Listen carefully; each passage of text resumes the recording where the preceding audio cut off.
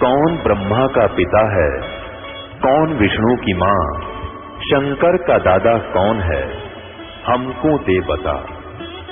ये जानने के लिए कृपया सुनिए। जगत गुरु तत्वदर्शी संत रामपाल जी महाराज के अमृत वचन सर्व पवित्र धर्मों के पवित्र शास्त्रों के आधार पर।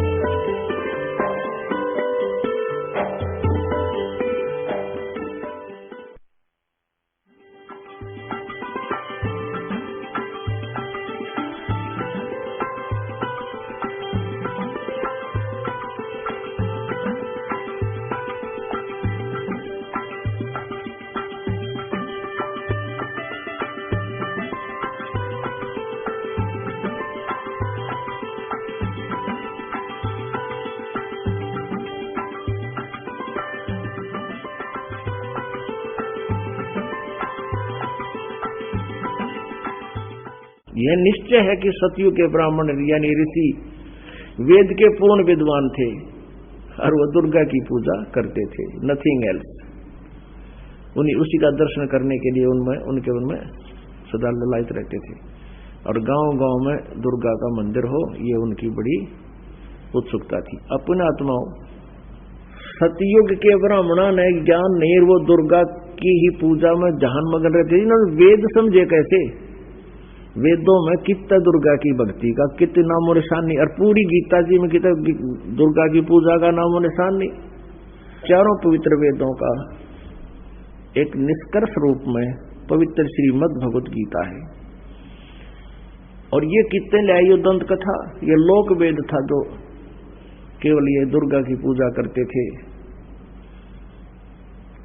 अपने आत्माओं, परमात्मा की ये वाणी, गुरु बिन काहू न पाया ज्ञान, जो थो था बुस छड़े किसान। गुरु बिन वेद पढ़े जो प्राणी, समझे न सारे रहे अज्ञानी। ये सारे ज्ञानी थे। ब्रह्मा विष्णु महेश, दुर्गा और ब्रह्म, इनका पिता ये सरपुरुष और सतयुग के ब्राह्मण, ये सारे अज्ञानी थे। इनको यथार्थ ज्ञान भक्ति का नहीं था, पूर्ण मोक्ष का मार्ग नहीं ज्ञान था, और ये वेदों से भी परिचित नहीं थे। वेदों को पढ़े, वेद पढ़े पर वेद न जाने, ये बाँचे पुराण 18। हर फिर ये मंदिर बनवावे रहता है, ये भूल गए सिरजनहारा। अब देखो फिर वही गीता जी, वही देवी भागवत हम यहाँ पढ़ रहे हैं। ये है 6वां स्कंद और 414 पृष्ठ। ये आपने पढ़ लिया कि राजन ये निश्चय है कि सतयुग में ब्राह्मण वेद के पूर्ण विद्वान थे। उनके द्वारा निरंतर भगवती जगदम्बा की यानी दुर्गा की आराधना होती थी। भगवती का दर्शन करने के लिए वे उनका मन सदा ललायित रहता था और प्रत्येक गांव में शक्ति का मंदिर का उद्घाटन हो, इस विषय की उनके मन में बड़ी उत्सुकता थी। और इसी पृष्ठ पर 31 कॉलम में साथ की साथ धर्म की यही स्थिति थी, यानी कलयुग से पहले के तीनों धर्मों की स्थिति बताकर फिर कलयुग की बताई है। धर्म की ये स्थिति त्रेता में रही, परंतु कुछ ह्रास हो गया था। सतयुग की जो स्थिति थी वह द्वापर में विशेष रूप से कम हो गई थी। राजन उन प्राचीन युगों में सतयुग त्रेता द्वापर में जो राक्षस समझे जाते थे वे कलयुग में ब्राह्मण माने जाते हैं। अब ये वर्तमान के ऋषि, मैं ऋषि, ये दानंद कैसे नकली, ये दानंद भी ब्राह्मण था। और ये ब्राह्मण नहीं होते जो मजदूरी अपना किसान का काम करते हैं, खेती करते हैं या कोई और, ये ब्राह्मण नहीं। ब्राह्मण जो गुरु पद पर होते हैं, जो ऋषि पद पर होते हैं, उनको ब्राह्मण कहते हैं। तो ये कलयुग के ब्राह्मण तो ये बताया कि तो राक्षसों के तुल्य थे। सतयुग त्रेता द्वापर में जो राक्षस हुआ करते उससे तो आज के ब्राह्मण हैं। अब दास नहीं कह रहा, इनका इतिहास कह रहा है। ये देखिए 6वां स्कंद 414 पृष्ठ, शंकसी देवी भागवत पर फिर पढ़ ले। उन प्राचीन युगों में जो राक्षस समझे जाते थे वे कलयुग में ब्राह्मण माने जाते हैं, क्योंकि अब के ब्राह्मण प्राय पाखंड करने में तत्पर रहते हैं, दूसरों को ठगना, झूठ बोलना और वैदिक धर्म कर्म से अलग रहना कलयुगी ब्राह्मणों का स्वाभाविक गुण बन गया है। पुण्यात्मा दास ने एक सेंटेंस बोला था उस अमरवाणी का, गुरु बिन काहू न पाया ज्ञान, जो थो था बुस छड़े मूड किसाना। गुरु बिन वेद पढ़े जो प्राणी, समझे न सार रहे अज्ञानी। वेद पढ़े पर भेद न जाने, ये बातें पुराण 18। ये जड़ को अंधे फूल खवावे, भूल गे सिरजनहारा। अब क्या बताते हैं, वेद पढ़े अब ये भेद समझ नहीं सके, और 18 पुराण पढ़े। इन 18 पुराणों के बारे में पता नहीं इसमें क्या लिखा था अभी तक। ब्रह्मा विष्णु महेश मृत्युंजय है, कालज, अब वो रहेगी थोड़ी सी। ब्रह्मा विष्णु महेश नासवान है, इनकी जन्म मृत्यु होती है। दुर्गा इनकी माता है, ज्योति निरंजन इनका पिता है, काल इनका पिता। देखिएगा यही देवी भागवत। और 123 पृष्ठ पे गीता प्रेस गोरखपुर से प्रकाशित है, ये 3रा स्कंद है, 123 पृष्ठ पे। भगवान विष्णु अपनी माता दुर्गा की स्तुति कर रहा है, तुम शुद्ध स्वरूपा हो, ये सारा संसार तुम ही से उद्भासित हो रहा है। मैं ब्रह्मा और शंकर हम सभी तुम्हारी कृपा से विद्यमान हैं। हमारा आविर्भाव और तिरोभाव हुआ करता है, केवल तुम ही नित्य हो, जगत जननी हो, प्रकृति और सनातनी देवी हो। स्पष्ट हो गया कि हमारा तो जन्म, आविर्भाव माने जन्म, तिरोभाव माने मृत्यु हुआ करता है। हम अविनाशी नहीं है ब्रह्मा शंकर और विष्णु। आगे क्या बताया है, भगवान शंकर बोले, देवी यदि महाभाग विष्णु तुम्ही से प्रकट हुए हैं तो उनके बाद उत्पन्न होने वाले ब्रह्मा भी तुम्हारे ही बालक हुए। फिर मैं तमोगुणी लीला करने वाला शंकर क्या तुम्हारी संतान नहीं हुआ? अर्थात मुझे भी उत्पन्न करने वाली तुम ही हो। शिवे संपूर्ण संसार की सृष्टि करने में तुम बड़ी चतुर हो। इस संसार की सृष्टि, स्थिति और संहार में तुम्हारे गुण सदा समर्थ हैं। उन्हीं तीनों गुणों से उत्पन्न हम, यानी रजगुण ब्रह्मा, सतगुण विष्णु, तमगुण शंकर, हम ब्रह्मा विष्णु एवं शंकर नियमानुसार कार्य में तत्पर रहते हैं। इन चंद पंक्तियों से 4 कंसेप्ट क्लियर हो गए। 4 एक तो ये हो गया कि ब्रह्मा विष्णु महेश ये तीनों नासवान हैं, अजर अमर नहीं है। दूसरे ये होगा कि इनके माता पिता है, दुर्गा इनकी माता है। तीसरा ये होगा कि रजगुण ब्रह्मा, सतगुण विष्णु, तमगुण शिव जी। और चौथा ये कंसेप्ट क्लियर हो गया कि ये केवल वर्क डन दे सकते हैं, नियमित कार्य कर सकते हैं, किसी के संस्कार में ये फेर बदल नहीं कर सकते। ये दुखी को सुखी नहीं कर सकते और सुखी को दुख नहीं दे सकते। अगर ये ऐसा करते हैं तो इनको भी दंड भोगना पड़ता है। जैसे विष्णु जी ने अर्थात श्री रामचंद्र जी ने त्रेता युग में बाली को मारा था, एक छल करके वृक्ष की ओट लेकर। उसका भी बदला देना पड़ा श्री कृष्ण रूप में। एक शिकारी ने जिसने विषाक्त तीर ले रखा था, वो तीर श्री कृष्ण जी के पैर में मार दिया और श्री कृष्ण का देहांत हुआ। तो यहां कंसेप्ट क्लियर हुआ कि ब्रह्मा विष्णु महेश केवल अपना नियमित कार्य ही कर सकते हैं, ये जीव के पाप नाश नहीं कर सकते। केवल परम अक्षर ब्रह्म पूर्ण परमात्मा कबीर देव ही वो पाप नाशक प्रभु है, पूर्ण मोक्षदायक है। अब पुण्यात्माओं, इस अध्यात्म ज्ञान को समझने के उपरांत, इस तत्व ज्ञान को समझने के उपरांत आप जी का उद्देश्य केवल एक ही रह जाना चाहिए कि जरा और मरण से छूटने का प्रयत्न आप जी करें। यदि आप इस उद्देश्य को लेकर चलोगे तो जो संसारिक आपके आवश्यकताएं हैं, आपके कार्य हैं, वो परमात्मा ऑटोमेटिकली करेगा। और यदि आप टारगेट लेकर चलते हो कि मेरा ये लाभ हो जाए, मुझे ये सुख हो जाए, मुझे पुत्र प्राप्ति हो, मुझे कार मिले, कोठी मिले, रोजगार बढ़ जावे, ये उद्देश्य ना होना चाहिए। जो यहां प्राणी आते हैं उनका उद्देश्य ये हो कि जरा मरण का हमें जो ना पीछा छूटा ही मार्ग मिला। लेकिन प्रारंभ में जो प्राणी यहां आते हैं, पुण्यात्माएं, वो कोई ना कोई आपत्ति से ग्रस्त आते हैं और इसलिए उनको बार बार प्रार्थना की जाती है कि आप जी प्रत्येक सत्संग में आने की चेष्टा करो। जो उद्देश्य आप लेकर आए हो ये तो 100% होगा, आपका कष्ट भी निवारण होगा जब नीत साबित होगी तय। और नियम रखोगे, एक भी नियम अगर आपने भंग कर दिया तो मालिक साथ देगा नहीं, लंबा काम हो जाएगा। अब कुछ तो पुण्यात्मा आते हैं कष्ट निवारण के लिए, बहुत अच्छी बात है। परमात्मा कहते हैं वो दुख भी अच्छा जो तुम्हें ऐसे स्थान पर ले आया। और कुछ आते हैं जो अच्छी आत्माएं हैं, वो केवल ज्ञान समझने के लिए, और ज्ञान समझने के बाद फिर उनको परमात्मा समझ में आ जाता है, फिर वो मोक्ष के लिए प्रयत्न करते हैं।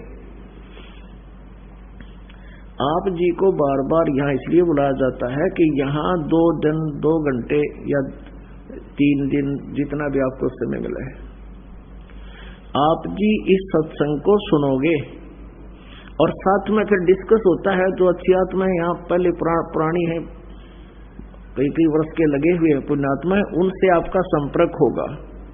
वो अपना अनुभव बताएंगे, अपने साथ बीते हुए वो दुखों का सुख में परिवर्तन कैसे हुआ वो भी जिक्र करेंगे। आपका विश्वास दृढ़ होगा भगवान में। तो पुण्यात्मा, जब आपको ये तत्व ज्ञान समझ में आ जाएगा, फिर आपका उद्देश्य केवल यही रहना चाहिए कि यहाँ से पीछा छूटा है। अब मान लीजिए कोई पुत्र प्राप्ति के लिए आता, पुत्र भी हो गया, जो दे देगा भगवान के घर में, क्या कमी है। और कोई धन लाभ के लिए आता, धन भी हो गया, तू धन के काम आया, कल न मृत्यु होगी, और यही वो धनवीर वो कोठी कार यही रह जाती है, साथ क्या गया आपके। अब जैसे पिछले साल तो एक मुख्यमंत्री आंध्र प्रदेश का हेलीकॉप्टर से एक्सीडेंट ग्रस्त हो जाने से हेलीकॉप्टर की मृत्यु होगी, 3 दिन में 100 मिला। और दूसरे मुख्यमंत्री का भी कौन से प्रांत का था, अरुणाचल का कौन से का, और वो 1 हफ्ते में पाया, उसका लाश भी सड़ी हुई थी। तो पुण्यात्माओं, वो कितने पुण्यकर्मी प्राणी थे जो इतने उस पद को प्राप्त किया, और उनकी कितनी आशाएं थी। अभी तो पता नहीं कितने इलेक्शन और लड़ने की चेष्टा थी उनकी, और पता नहीं कितनी कार कोठी लेनी थी, कितना वो जुगाड़ दौड़ रहे थे, वो तो रह गई यहीं पर। अगर आप ये भी मांग लो मैं मुख्यमंत्री बन जाऊं, के ले गए वो मुख्यमंत्री। तो पुण्यात्माओं, इस सत्संग को हृदय में उतारो। अब आपका उद्देश्य ये होना चाहिए कि मेरा मोक्ष हो, पीछा छूटा है, फिर आपको ये संसारिक सुख तो ऑटोमेटिक देगा भगवान, क्योंकि आपने एक डिमांड करी है, भगवान मेरा मोक्ष हो। तो मोक्ष के लिए तो भक्ति करनी पड़ेगी आपने, और भक्ति प्राणी तभी कर सकता है जब उसका मन टिक जाए। मन कब टिकेगा? जब आपकी जो कंपल्सरी रिक्वायरमेंट हो, और जिसके कारण ये मन दौड़ता है इधर उधर, वो पूरी हो जाएगी। जैसे कोई टेंशन बना लेता है, टेंशन होगी मेरे, अब उस टेंशन का समाधान ये है कि परमात्मा के ज्ञान से आप ये समझें पहले कि इस जो टेंशन तुम बना रहे हो ये कितनी आवश्यक है, और फिर परमात्मा उस टेंशन को जो आपकी भक्ति में बाधक है उसको ठीक कर देगा। फिर आपका कितना गदगद होगे, कितनी भक्ति में रुचि बनेगी।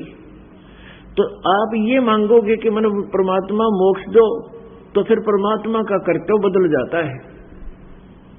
वो फिर आपको मोक्ष के लिए ही तैयार करता है, और फिर आपके उस मोक्ष मार्ग में जो बाधाएं आती हैं ऑटोमेटिकली उन दुखों को दूर करेगा, अगर वो आवश्यक होंगी। और ये जो यहाँ की डिमांड है, मेरे कार हो जाए, कोठी हो जाए, बेटा हो जाए, बेटी हो जाए, उच्च पोस्ट बन जाऊं, प्राप्त हो जाऊं, एमएलए बन जाऊं, मंत्री बन जाऊं, प्रधानमंत्री बन जाऊं, ये मन की बकवाद है। ये परमात्मा नहीं सुनता, क्योंकि परमात्मा उन चीजों को आपको देगा जो आपके इस जन्म मरण के रोग के नाश करने में बाधक ना हो। जैसे किसी का हाई ब्लड प्रेशर है और वो नमकीन पकौड़े मांगे और खूब जोर दे रहा है, रोवर पा पीटा है, पर घरवाले को नहीं देना, डॉक्टर अलाउड करे, किसका प्रत्यक्ष मौत ऐसे।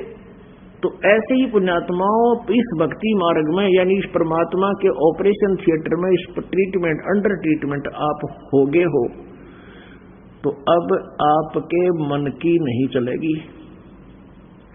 आपको वही वस्तु देगा भगवान जो आपके इस जन्म मरण के रोग के नाश में बाधक ना हो। ऐसी वस्तु नहीं देगा जैसे ब्लड प्रेशर में और नमकीन पकौड़े विष है उसके लिए। तो ऐसा विष आप डिमांड भी करते रहोगे, प्रभु नहीं देगा। आइयो से मत आइयो, क्योंकि हमारा उद्देश्य यहाँ आपको सेठ बनाना नहीं, इस भौतिक सेठ बनाना नहीं, आध्यात्मिक सेठ बनाना है हमारा उद्देश्य। और परमेश्वर कबीर जी कहते हैं, कबीरा सब जग निर्धना धनवंता नहीं कोई, और धनवंता सो जानिए जिस पर राम नाम धन होए। और अन्य सुख तो आप ही होंगे। जैसे किसान का प्रथम उद्देश्य होता है गेहूं बीजने का, कि मेरे परिवार और मेरे को अन्न प्राप्त हो, उसका उद्देश्य अन्न प्राप्त करना होता है, भूसा नहीं। वो भूस प्राप्त करना नहीं होता, जो कि गेहूं प्राप्त करने के उद्देश्य से जो प्रोसीजर अपनाया गया, बीज बीजा गया गेहूं का, तो भूसा तो अपने आप मिल जाता है। तो पुण्यात्माओं, संसारिक सुविधाएं, यहाँ का सुख, इस काल के लोक का, ये तो भूसा समझ लो, और मोक्ष समझो गेहूं। तो गेहूं के उद्देश्य से, टारगेट से यदि तुम ये बोओगे, ये भक्ति बीज बोओगे और साधना सच करोगे, तो आपको यहाँ संसारिक सुख तो बिना मांगे होंगे। और जिसने उद्देश्य ही घास फूस बनाना के लिए बीज बो रखे हो, तो कच्चा काट लेगा उसने, वो घास चरा लेगा, आप भूखा मरेगा। फिर जो घास है वो पशुओं के लिए है, अपने लिए नहीं, अन्य प्राणियों के लिए है। तो पुण्यात्माओं, जो संसारिक सुविधाएं हम मांगते हैं, ये हमारे लिए नहीं। अब जैसे किसी का संतान नहीं हुई और करोड़पति है, 2 कोठी बना रहा है, उसकी मृत्यु के बाद वो भाई जब इकट्ठे होंगे और उसने बांट लेंगे, दिया जी सारे पैसे ले लेंगे, तो वो किसके लिए वो गया भूस? वो अपने लिए नहीं था। अपने लिए तो हमारे लिए केवल मोक्ष प्राप्ति का वो सच साधन है, और उसके साथ साथ हमें मोक्ष उद्देश्य लेकर हम चलेंगे, तो संसारिक सुविधाएं भी पैरेलल होंगी ही होंगी, ये तो हो ही नहीं सकता। तो पुण्यात्माओं, हमारे अंदर एक ऐसा प्रभाव है कि जिसका संतान नहीं, उसकी एक करट हो, भगवान संतान दे दे, भगवान संतान दे, मोक्ष मेरा बेशक ना हो, फिर उस व्यक्ति को यहाँ आने की कभी जरूरत नहीं, ये सत्कर मान लियो। और जिसके पास जिसका कर्जा है, धन नहीं है, वो केवल एक उद्देश्य लेकर आवा, मेरा धन हो जा। ठीक है, हम प्रथम बार जो आता है उसको सांत्वना भी देते हैं, भाई भक्ति करते रहो, सब ठीक हो जाएगा।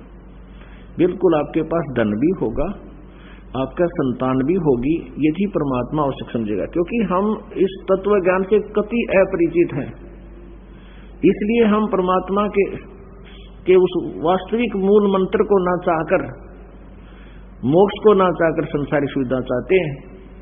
और परमात्मा कहते हैं, झूठे सुख को सुख है ये मान रहा मनमोद, ये सकल चबीना काल का कुछ मुख में कुछ गोद। तो हमने एक ही डिमांड करनी चाहिए परमात्मा पाने की, मोक्ष कराने की। अब इस काल भगवान ने हम जिसके लोक में रह रहे हैं, इसने हमारे और पूर्ण परमात्मा के बीच में एक बहुत बड़ा बादल छा रखा है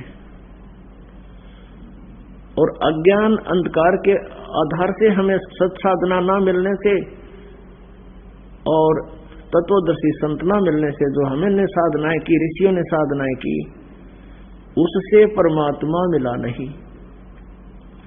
और परमात्मा के न मिलने के कारण उनमें ओम नाम के जाप से, हठ योग से अन्य सिद्धियां आ गई। वो प्रभु पाकी किसी का जंत्र मंत्र कर दें, किसी को शराप दे दें, गांव के गांव उजाड़ दें, एक शब्द से आग लगा दें, किधर समुद्र पी लें, जादूगरी करने लग गए वो सारे।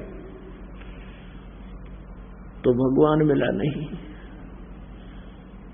और परमात्मा न मिलने से लास्ट में ये कह दिया कि परमात्मा निराकार है।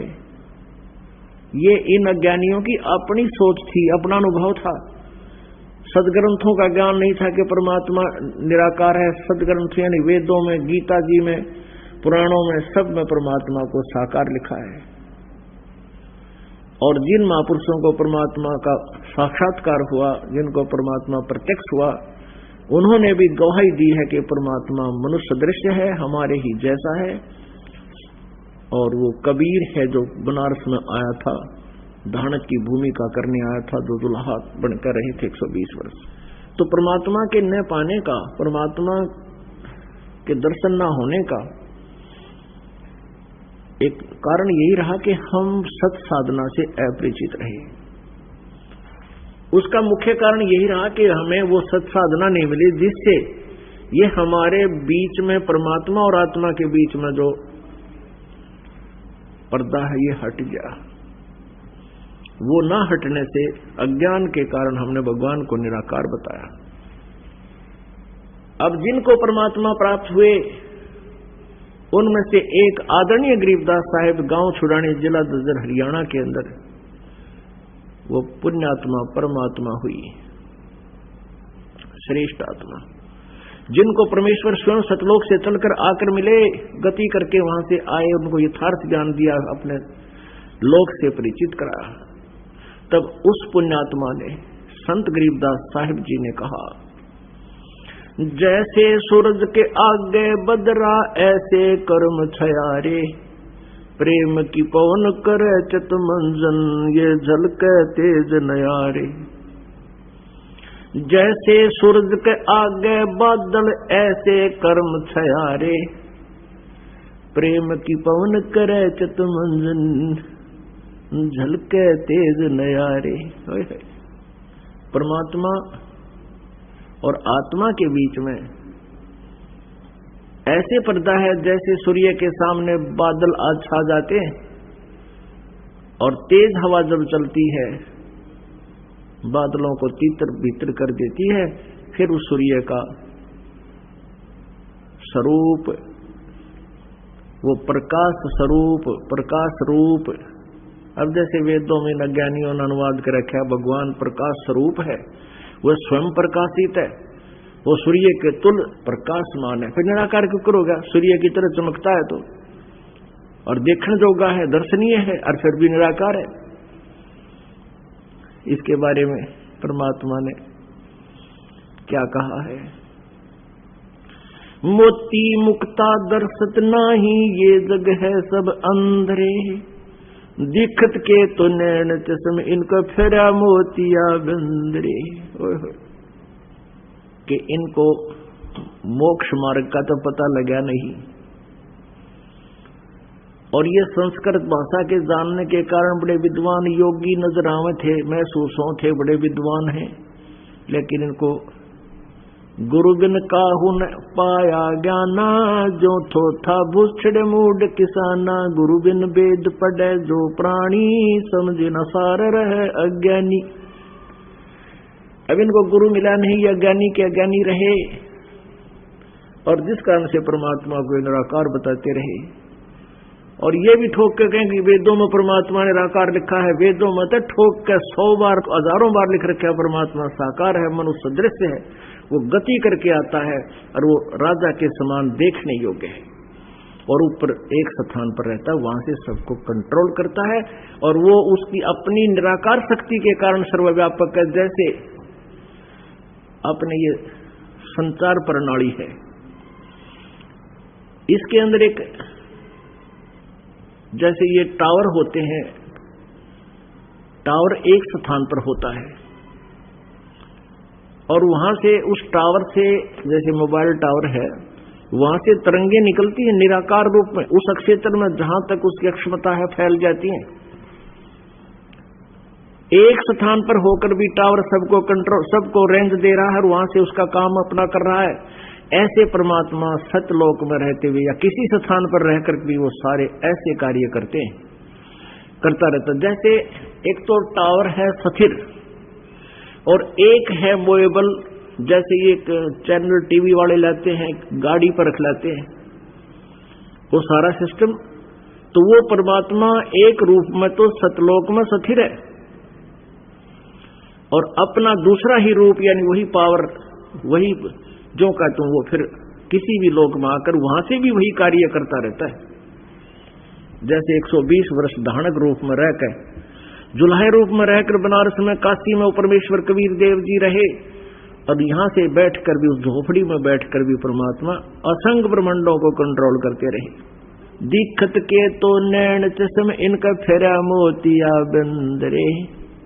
ये विद्वान दिखे थे, महर्षि दिखे थे और समाधि लगा करने को कई वो दिन तक बैठे रहते थे, तो ऐसा लगता था कि बड़े विद्वान हैं, महापुरुष हैं, परमात्मा पाया होगा। लेकिन ये अज्ञानी थे, इनके अज्ञान रूपी मोतिया बंद था इन लोगों के।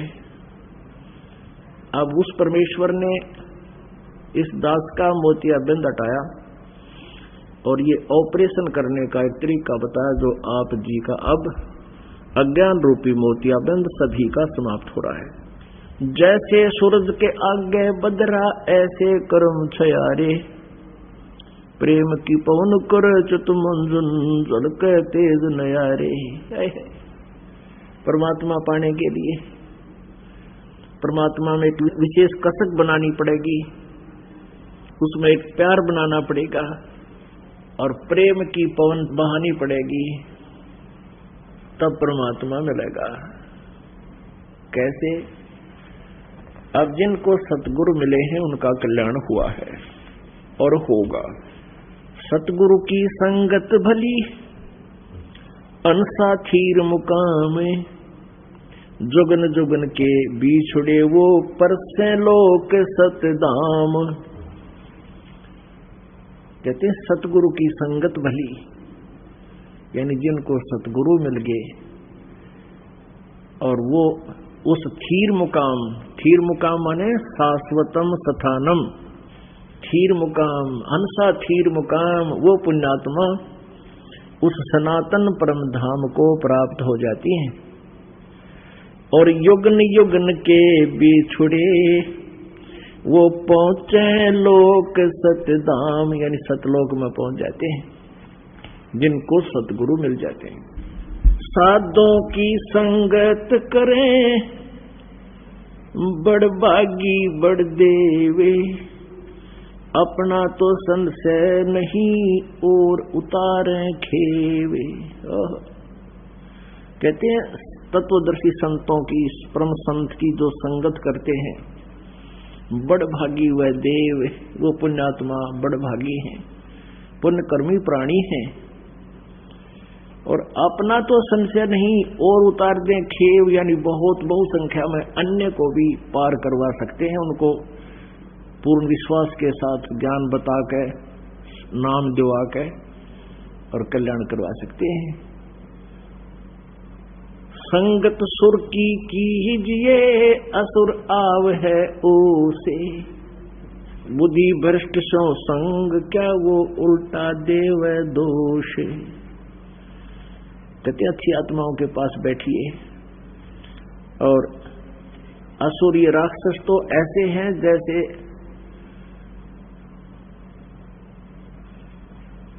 ओस होती है, ओश यानी सुबह सुबह 1-2 घंटा होते हैं, फिर वो तुरंत समाप्त हो जाती है।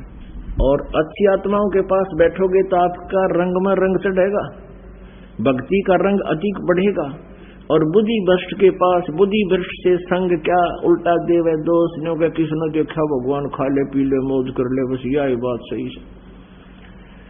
कहते इसे व्यक्ति के पास बैठे नींद आपकी भक्ति भाव में फर्क पड़ जाएगा। या तो उसको ज्ञान सुनाओ, और जब वो उल्टी बकवाद करने लगे जब उठकर खिसक जाओ। आपका ज्ञान स्वीकार करता है, सुनता है, बहुत अच्छी बात है।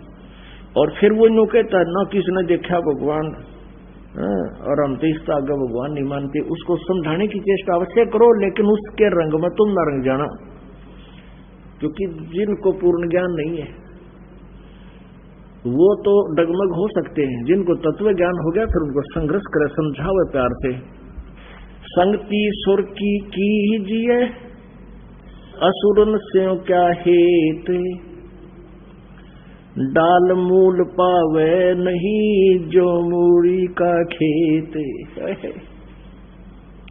कहते हैं अच्छी आत्माओं पुण्यात्माओं का संग कीजिए।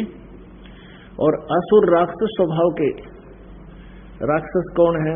जो मांस खावे, शराब पिए, ओका पाड़े, अच्छी बूंदी सोचें, डाके मारे, चोरी करें, रिश्वत लें, मिलावट करें। कहते हैं इनकी तो ऐसी दुर्गति होगी, इनका नामो निशान नहीं रहेगा। किस प्रकार नहीं रहेगा? जो मूली का खेत, जैसे किसी खेत में जमीन में मूली बो रखी हो, उन जड़ते काट डाल रहे, नो खसा खस काट ले सारी मूली, जब उसमें पाट ली जाता है उसमें बाद में ये बता नहीं सकता इसमें के बो रखा था। जैसे गेहूं बो रखे हों तो उनको ऊपर से काटे, उनके फांस बता देंगे, वो शेष बचे हुए उनके चिन्ह बता देंगे गेहूं बो रखी थी। और जैसे वृषम है, इसने ऊपर तक काट लें तो फिर फूटा हुआ। लेकिन कहते हैं वो असुर तो ऐसे हैं जैसे मूली का खेत है, नामो निशान मिट जाता उन लोगों का, जैसे रावण का मिट गया। सतगुरु दाता दत्त कहे बाणी बड़ी बुलंद, मुख बोले क्या होत है अंतर हेतन अंध। ग्रीव सूटा खाली रह गया वो पार पहुंचा नहीं, राम राम प्राणी कहे जम की नगरी जाही। सूटा पढ़े सुभान गति अंदर नहीं उतारे, कुंज कुरल अंडपोख है ये कोस सेंस हजारे। पुण्यात्माओं कहते हैं इस ज्ञान के रट लेते हैं, इस नाम को प्राप्त करके ऊपर तक मंत्र करें जाओ, अंदर से कसक है नहीं तो वो व्यर्थ है आपका जाप। अब जैसे पुण्यात्माओं आप जी इस तत्व ज्ञान से परिचित भी हो गए हो और अन्य को भी आप समझाने की चेष्टा करते हो, बहुत अच्छी बात है। लेकिन जिनके अंदर स्वयं स्थान नहीं है, जिनके अंदर स्वयं कसक नहीं है, तो वो तो ऐसे मंत्र जाप कर रहे हैं जैसे तोता पक्षी सुआ। ये बहुत जल्दी बोलना सीख लेता है और उसके अंदर उसको पता नहीं इसका अर्थ क्या है, लेकिन घोट लेता है वो। तो जिन प्राणियों के अंदर जगह नहीं, कसक नहीं भगवान की, वो तो तोते के सी रटना लगा रहे हैं। जैसे इतना ज्ञान सुनकर, इतने प्रमाण समझ के, सर्व सोने की लंका होती रावण से रणधीरम, एक पलक में राज राजीव जम के पड़े जंजीरम। अब परमात्मा हमें इतना ज्ञान देते हैं कि ऐसे ऐसे धनवान और इतने पुत्र, 1 लाख पूत 1.25 लाख नाती, उस रावण के अज दीवान बाती। मान लीजिए किसी की 1 पुत्र की डिमांड है और केवल उसी की आस लगाए बैठा है और वो ना परमात्मा ने उचित समझा हो, क्योंकि हो सकता है कोई ऐसे संतान की संयोग हो जो आगे जाकर उसकी टिटवी दाब दे। अड़ब बहुत से देखे हमने, बाप मार दिया बेटे ने, समाचार पत्रों में भी आते हैं। एक शराबी ने अपनी मां का छुरा घोंप दिया, उसकी हत्या कर दी। तो परमात्मा अपने हिसाब से करता है। तो कहने का भाव यह है कि यदि उसको इतना ज्ञान समझाया जाता है कि 1 लाख बेटे थे रावण के, और सच साधना ना करने से आज उसका कोई दीपक लाने वाला नहीं, ज्योत जगानिया नहीं, उसका वंश भी नष्ट हो गया। तो इन पुत्रों से एक पुत्र से तू के कला तोड़ लेगा। परमात्मा देते हैं, ठीक है, उनके सर्वेंट बनकर पालो, क्योंकि ये बेटा बेटी अपने नहीं है, ये भूल आपका है। जिस दिन यह भूल हटेगी तब आपको यह जीने का एक न्यारा उद्देश्य होगा आपका। ये आपके नहीं है। आपका लड़का 20 वर्ष का है, 20 वर्ष पहले कहां था वो? तेरा होता, तेरे घर में पहला होता वो पहले भी प्रभु का था। आपके संस्कार बस आपके पास भेज दिया, अब उसकी ठीक है, जो उसके संस्कार में है, अपना मालिक ने जो आदेश दिया उसकी सेवा कर, लेकिन अपना मूल उद्देश्य ना भूल रहे। तो क्या बताते हैं कि जैसे जो सत भक्ति नहीं करते, अंदर कसक है नहीं, और यू ज्ञान भी सुन ले हर फिर हुए कि वह न्यू की न्यू बातें सारे को बंद कर रहे हैं, वो तो ऐसे हैं जैसे एक समय पिंजरा में तोते को पकड़ कर बांध कर रोक कर और बेचने के लिए जा रहा था। एक साधु संत ने देखा कि ये तोता स्वच्छंद विचरने वाला और जंगल में घूमने वाला प्राणी आज पिंजरे में फंस गया, और तोते की आयु बहुत लंबी होती है, लगभग मनुष्य जितनी होती है। तो उसने दया आगी कि भाई इसका पीछा छुटवा दो ना, तो बहुत दिन इसमें रहेगा। उसने उस पिंजरे वाले से पूछा, तोता बेचने वाले से, भी कितनी कीमत लेगा इस तोते की? बेचने वाले ने कहा कि पिंजरे समेत 5 रुपए। उस साधु संत ने 5 रुपए देकर वो पिंजरे समेत तोता ले लिया, अपने कुटिया में ले आया। अब उस तोते से पूछा, भाई भले आदमी तो क्यों कर फंस गया?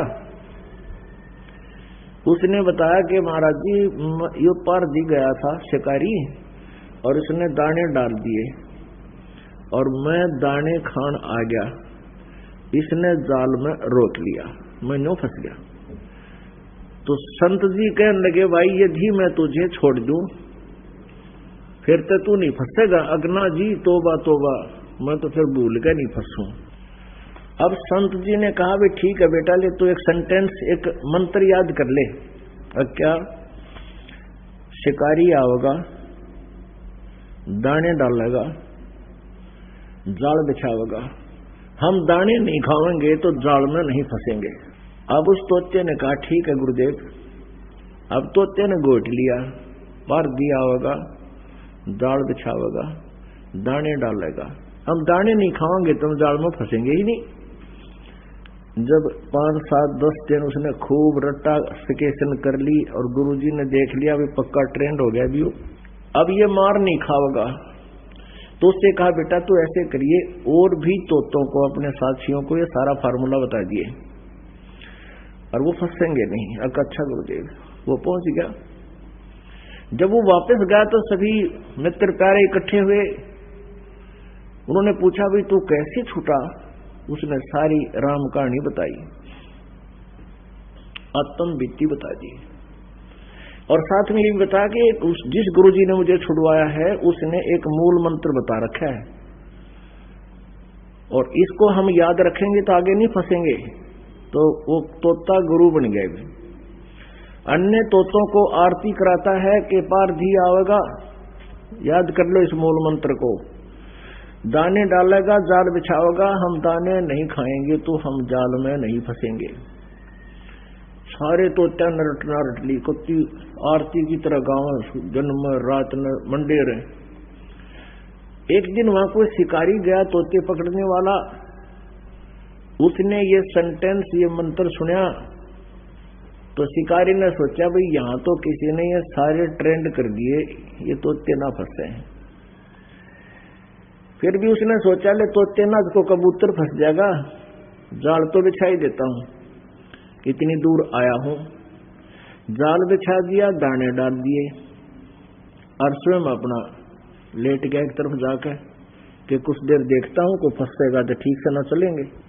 अब वो तोता जो सबका मास्टर बन रहा था, सबसे पहले वही गया, ये मंत्र जाप करता हुआ पार जी आवेगा, जाल बिछावेगा, दाने डालेगा, हम दाने नहीं खाएंगे तो हम फंसेंगे नहीं। सबसे पहले वो पहुंचा, फिर देखा सारे उसके चेले पहुंच गए और वही मूल मंत्र को रिपीट कर रहे हैं, आवर्ती कर रहे हैं। पर दिया आवेगा, जाल बिछावेगा, दाने डालेगा, हम दाने नहीं खाएंगे तो कैसे फंसेंगे, और दाने खा रहे हैं, जाल में बैठे हैं। अब उसने देखा रहे वो सारे मूर्ख, ये तो बांडे हैं, इनको असर नहीं है। पर दिन वह डोर खींच ली, वो सारे जाल के मां, सारे जाल में बंद। शिकारी का तो जी सा आ गया, अब ये तो भाई उन्हें खा इन गोट रखे न असर को नींद के, और ठाक कंधे पर पिछड़ा करने लटका लिए वो 20-30 तोते। अब वो लेके चल पड़ा, वो तब भी वही मूल मंत्र पढ़ रहे हैं, पार दिया होगा, जाल बिछावेगा, दाने डालेगा, हम दाने नहीं खाएंगे तो कैसे फंसेंगे, और जाल के मां फंस रहे। अब वो जा रहे हैं जाल में, वो लपेटे जा रहे हैं और वो वही मंत्र पढ़ने लग रहे हैं। आगे से वही फिर आ गया। साधु संत ने देखा कि ये मंत्र तो मेरे आड़ा बोल रहे हैं, पर ये फंसे क्यों करे। तब उसने देखा ये तो वो है भाई। उसने जब वो गढ़ा बोलिया करता ना, तोता जब गुरु जी पढ़ाया करता उस संत उसने, तो उसको वो ऐसे बोलकर चुप कराया करता, तो चुप हो जाता जब पिंजरे में था उसके पास। तो उसने वो ये मंत्र करा, फिर ऐसे 3 बार नो करा। वो तोते ने देखा गुरुजी कहां से आगे, उसने देखा अब गुरुजी आगे। गुरुजी बोले रहे सुन दे नकम्मे, तुम तो गीत गावा था, गोट लिया, तेरा असर नहीं हुआ। फिर उन्हें फार्मूला बताया कि ऐसे कर ले। गुरुजी ने ऐसे कर दिया, तोता समझ गया गुरुजी कहे तू मृत हो जा। अब उस तोते ने ऐसे कर दिया, आंखें ली पलट, बोलना कर दिया बंद। अब दूसरे साथी तो उसके नकलची थे, उस सारे उन्होंने भी ऐसे कर लिया उस तोते की, अपने मास्टर की तरह। अब उसने पार देने सोचा शिकारी ने, भाई तोते एकदम शांत कैसे हो गए। अब उन्हें देखे पकड़ के लाओ तो मृत सम हो गए। उन्हें सोचा इनमें कोई बीमारी आएगी, अरे ये मर गए, घर ले जाऊंगा तो मारे भी आ जा। उसने उड़े पटक दिए सारे, ये तो मरे गए न सोच रहे दुखती बेहोश हो रही है तो मर जाए थोड़ी देर में। वो सारे वहीं पटक दिए उस पारदी ने। तो वो गुरुजी ने पकड़ी उसकी टीटवी, जो उसका पहले चेला था, उस संत ने बोला निकम में ये तुम तो गाँव थे, तुम्हारे असर नहीं हुआ, इसका असर होना चाहिए था, तुमने इस पर अमल करना चाहिए था। कहती ये बातें कैन सुनती ना, ये कर पाड़न की है। तो पुण्यात्माओं ऐसे आप जी इतना ज्ञान समझ के और फिर काल के जाल में फंसे हुए हैं, सारी वही क्रियाएं कर रहे हैं जो भक्त, वो तो तोते कैसी रटना उनकी। तो क्या बताते हैं, सतगुरु दत्त दाता कहें बाणी बड़ी बुलंद, मुख बोले क्या होत है जे अंतर हेतन अंध। सुवटा खाली रह गया, सुवटा कहते तोते को, पार पहुंचा नाही, ऐसे राम राम प्राणी कहे वो जम की नगरी जाही। जिसके अंदर कसकने ऊपर तो मंत्र जाप करते हैं, कहते हैं वो सूट तोते की तरह रटला रहे हैं। सोवटा पढ़े सुभान गति, अंदर नहीं उचारे, कुंज कुरल अंडपोख है ये कोस 1000। कुंज कुरल हरि हेत जप अलल पंख गैनारे, हृदय शुद्ध शरीर सरिये कच्छप दृष्टि निहार। कितना अच्छा ज्ञान दिया, कितना एक सटीक उदाहरण दिया परमात्मा ने, एग्जाम्पल दिया है कि सुआ पढ़े सुभान गति, स्वाभाविक पढ़ रहा है तोता तो, अंदर नहीं उचारे, और कुंज कुरल अंडपोख है ये कोस सहस हजार। इधर जो ये कुंज आती है ना, कुंज सर्दियों इनमें वर्षा के दिनों में कुंज आती है, कुंज पक्षी होते हैं और वो इधर बहुत दूर से आती है, हजारों कोस दूर से। कोई इटली साइड से कहता है, कोई कहीं से, जैसा भी हमने उदाहरण को समझना है। वहां अधिक सर्दी होती है, जिस क्षेत्र में अधिक बर्फ गिरती है वहां वो क्या करती हैं, वो अंडे वहां पैदा कराती हैं, कुंज पक्षी, और वहां से ये चल पड़ती हैं इधर जहां नॉर्मल टेम्परेचर होता है और जहां उनको आहार प्राप्त होता है, यहां आ जाते हैं। तो वो क्या करते हैं, आप हमने देखा वो, क्योंकि विशेषकर ये धान धुन होते थे पहले, उन धानों को खाने के लिए कुंज ज्यादा पहुंच जाती थी। तो वो क्या करती थी, एक पल भी बोलने से बंद नहीं होती थी, कुरुल कुरुल कुरुल कुरुल यूं करती रहती थी। वो अपने अंडों की कसक में उन अंडों की तरफ उनकी एक विशेष तरंग जाती थी हृदय से, कि मेरे बच्चे कहीं मर ना जा, मेरे बच्चों का क्या होगा। तो वहां से वो अपनी उस तरंग से, उस कसक से, उस कुरलाहट से,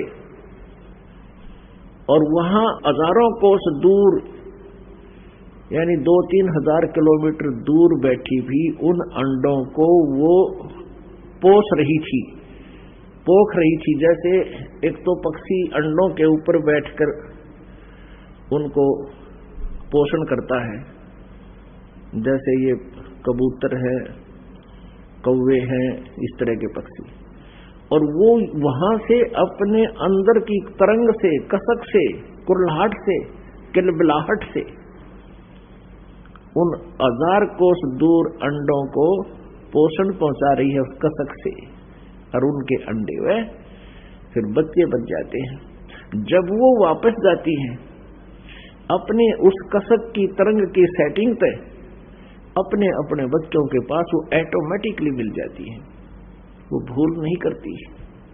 तो यहाँ परमात्मा समझाना चाहते हैं आदरणीय गरीबदास साहिब जी, जिनको भगवान मिले, और भगवान परमेश्वर कबीर जी ने इनको अपने ही पाने का विधान बताया। वो क्या बता रहे हैं, सूटा पढ़े सुबान गति अंदर नहीं उचारे, कुंज कुरल अंडपोख हैं ये कोस सहस हजार। अब क्या फार्मूला बताया है इसके अंदर, कुंज कुरल हरि हेत जप, अलल पंख गए नारे,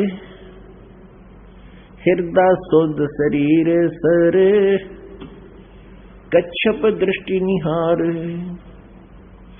ऐसी संगति जो मिले तो साईं से भेंट, ऊपरली बर्बाद है ये जम मारेगा फेंट।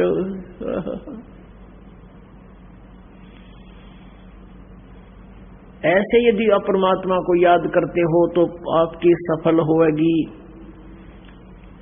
आपका साईं परमात्मा से भेंट माने साक्षात्कार होगा। कुंज कुरल हरि हेत जप, अलल पंख गए नारे, हृदय शुद्ध शरीर सरनो कच्छप दृष्ट निहारे। जैसे आप जी ने यजुर्वेद अध्याय नंबर 40 के श्लोक नंबर 15 में, मंत्र नंबर 15 में सुना, उसमें क्या लिखा है, वायु अनिलम अमृतम अथिदम भस्मांतम शरीरम, ओम करतो समर किलबे समर और करतुम समर। यदि तुमने ब्रह्म तक का लाभ लेना है, उसकी भी साधना करने का ये तरीका है, ओम नाम का जाप कर काम करते करते करें। और किलवे माने किलबिलाहट के साथ, विशेष कसक के साथ, जैसे कुंज पक्षी अपने बच्चों की एक पल भी याद नहीं भूलता और हृदय से याद करता है, कुरुल कुरुल, यानी विशेष किलबिलाहट से, विशेष कसक के साथ। किलवे माने ऐसे ढंग से जाप कर जैसे कुंज पक्षी अपने बच्चों को, अंडों को याद करता है करलाट से, अंदर की कसक से, उसको किल्बे बोलते हैं। और कर्तव्य समर, अपने जीवन का मूल कर्तव्य जानकर कि मनुष्य जीवन मनुष्य परमात्मा प्राप्ति के लिए ही मिला है, ऐसे भगवान जब तो तब कैसे होगा? ऐसी संगति जय मिले तो साईं से भेंट, ऊपरली बर्बाद है जब मारेगा फेंट। ऐसे जब तुम साधना करोगे इसी कसक के साथ तो परमात्मा का साक्षात्कार होगा। और ऊपरली बर्बाद है, ऊपर नुहाट बनावट माला फेर दी, कहते परमात्मा कहते वो अच्छी बात है, अगर उसमें मंत्र में ध्यान रहा है तो वो सफल है। नहीं तो परमात्मा कहते हैं जीव या तो मुख में पर फिरे और माला फिरे कर्मा ही, कर्मा ने हाथ में, और मनवा तो चौ दिस फिरे, ये तो सिमरना ही।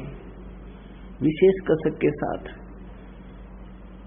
कहते तब परमात्मा मिलेगा। फिर और उदाहरण दिया है कि हृदय शुद्ध शरीर सरल, सच्ची आत्मा से, सच्चे हृदय से, और ऐसे ध्यान लगा, ऐसे या उसको जैसे ये कछुए जो होते हैं, कछुए तालाबों में रहते हैं, ये क्या करते हैं कि बाहर झाड़ियों में अंडे उत्पन्न कराते हैं। जो तालाब के आसपास झाड़ियां होती थी उनमें जाकर अंडे उत्पन्न कराते हैं और फिर रहते हैं जल में। तो अपने उन बाहर झाड़ियों में रखे अंडों का पोषण वो अपनी दृष्टि से करते हैं, बाहर से, जल के अंदर से। आपने देखा होगा ये कछुए, हमने खूब देखे जोड़ा पर तालाबों में, गामा में, तो नू इतनी गर्दन काट दिया करो नू बार न, और नू देखते रहा, और एक टक काफी देर तक देखा हमने, कोई मिनट तक वो नू ऐसे एक टक देखते रहते हैं। वो उन अंडों को ऐसे ध्यान से पोषण दे रहे हैं। तो ये हमारा मेडिटेशन है कि जैसे आपकी आंखें खुली हैं, आप बैठे हो, मंत्र कर रहे हो, जब आप सारनाम का जाप करते हो तो आपका मेडिटेशन साथ में चलता है। ये विधि हम उसको उपदेश देते समय बताते हैं। तो हमारा जैसे हम यहां बैठे हैं और हमारा ध्यान उस सतलोक में है कि हम यहां नहीं रहेंगे, हमारा लोक यहां नहीं है, हम सतलोक में जाएंगे। जैसे एक अलल पक्षी होता है, उसको अनल पक्षी भी बोलते। अनल, अनल माने वायु होती है, अनिल, और वायु में विचरने वाला वो पक्षी होता है। अब बहुत से पक्षी ऐसे हैं, बहुत से ऐसे जानवर भी हैं जिनकी जाति नष्ट हो गई है। सदग्रंथों में एक ऐसे पक्षी का विवरण आता है कि वो अलल पक्ष कहलाता था, अलल पंखी पक्षी। वो वायु में रहता, ऊपर, बहुत ऊपर के स्थान पर है, और वो ऊपर से ही अंडे छोड़ देती है। मादा अलल अंडे भगवान का वाला छोड़ देती है, ऊपर से अंडे वायु में ही, आकाश में अंडे पैदा कर देती है। और वो कहां करती है? जहां केले के वन होते थे, वन, ऐसे कीड़े फंसे रहते थे एक दूसरे में, तो वो उस स्थान का उनको आइडिया होता था, उसी के आसपास वो घूमते रहते थे, उसी केले के वन के ऊपर वो अपना, उनको आइडिया होता था, वहीं रहते थे। वहां से अंडे छोड़ देते थे, भगवान वाला है। और वो अंडा अच्छा भारी होता था, इतना बड़ा 4-5 किलो का, और ऊपर से आता गड़गड़ करता हुआ, और आते ही वो केलों के वृक्षों पर गिरता हुआ उनके पेड़ों को तोड़ता तोड़ता फिर जमीन पर जाकर गिरकर गद से फूट जाता। अब वायु की घर्षण से, गर्मी से वो पक लेता, उसमें बच्चा बन जाता, और एकदम जब सीधा आकर धरती पर गिर जाए तो बच्चा भी मर जावे।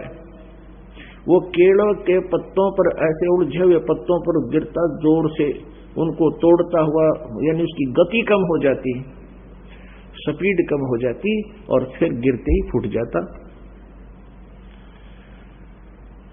फिर वो पक्षी, छोटा बच्चा, वहां के अन्य पक्षियों में रहता है, उनके साथ मित्रता रखता है और खाता पीता भी है, लेकिन उसके हृदय से इस बात की भूल नहीं गिरती, ये भूल नहीं पड़ती कि मेरा ये ठिकाना नहीं है। उसको हरदम याद रहता है कि ये मेरा स्थान नहीं है, ये मेरा परिवार नहीं है, मेरा परिवार ऊपर है। परमात्मा की दी हुई इसमें एक ऐसा गुण होता है, तो वो पल पल उस माता पिता के लोक में जाने का वो प्रयत्न करता है, उड़ना सीखता है।